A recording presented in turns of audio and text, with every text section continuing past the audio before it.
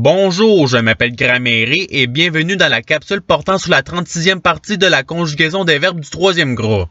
Dans cette vidéo, la conjugaison des verbes se terminant par paraître sera explorée. Avant de commencer, voici la liste des verbes qui pourront être utilisés avec les tableaux. Vous pouvez mettre la vidéo sur pause pour le regarder plus attentivement. Pour illustrer le fonctionnement des conjugaisons, le verbe paraître sera utilisé. Ensuite, un tableau est pris et est isolé pour avoir plus d'espace. Après, les racines du tableau sont trouvées en suivant la marche à suivre suivante. Le verbe paraître est pris et est divisé en lettres. La même chose est faite avec la racine code. Ensuite, chaque lettre passe par chaque caractère donnant la racine P-A-R-A-I. Il y a aussi la racine P-A-R-A-I à sens circonflexe qui est obtenue. Pour la deuxième racine, la même chose est faite donnant la racine P-A-R-A-I-S-S. Une fois les racines du verbe obtenues, les conjugaisons du tableau peuvent être faites. Si la colonne du présent d'un indicatif est sélectionnée, les conjugaisons seront je parais, tu parais, il paraît, nous paraissons, vous paraissez, ils paraissent. Pour l'impératif présent, un time mode qui n'a pas de pronom, les conjugaisons seront paraît, paraissons, paraissez. Et c'est ce qui finit les conjugaisons du premier tableau. Allons maintenant au deuxième tableau.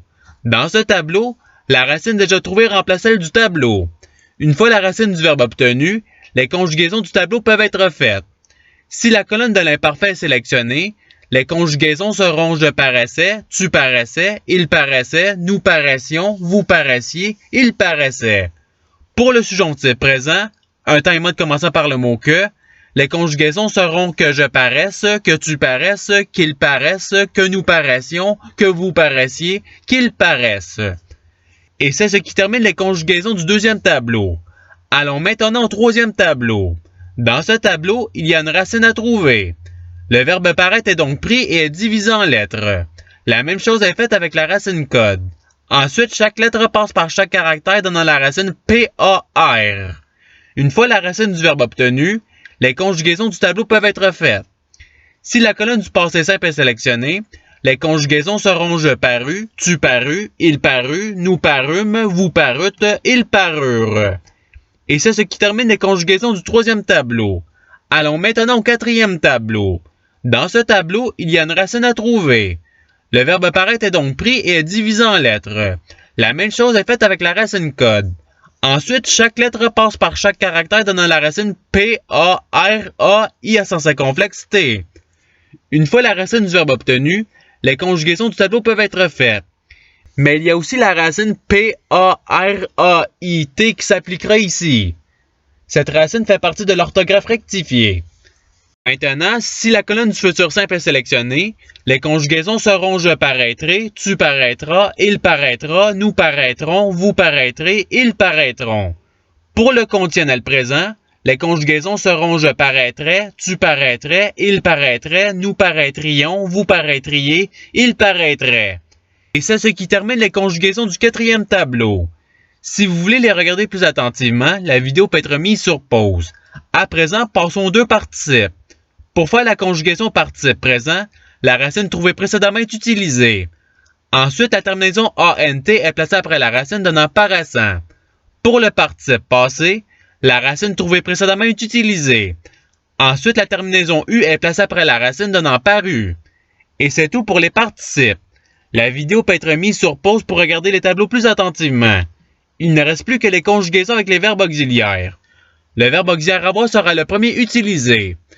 Pour les conjugaisons avec ce verbe auxiliaire, le verbe utilisé sera disparaître. Ce verbe est pris et est conjugué au participe passé donnant disparu. Après, ce verbe remplace la chaîne de caractères VPP qui est à la droite du verbe avoir conjugué.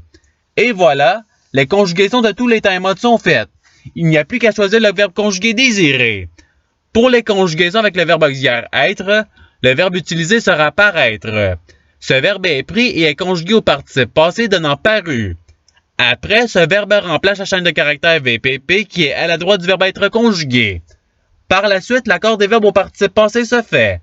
Et voilà, les conjugaisons de tous les time modes sont faites. Il n'y a plus qu'à choisir le verbe conjugué désiré. Pour le verbe être qui est précédé de deux pronoms, il n'y a pas de verbe qui sera utilisé. Voici à présent le tableau de conjugaison avec l'auxiliaire avoir. Vous pouvez mettre la vidéo sur pause pour le regarder plus attentivement. Ceci est le tableau de conjugaison avec l'auxiliaire être. Vous pouvez mettre la vidéo sur pause pour le regarder plus attentivement. Et c'est ce qui termine la capsule. Je vous remercie d'avoir regardé cette vidéo en souhaitant qu'elle ait pu vous aider davantage à votre apprentissage de la langue française. Si vous voulez, il y a d'autres capsules qui vous attendront sur ma chaîne. Cela dit, je vous souhaite une bonne journée ou soirée. À la revoyure!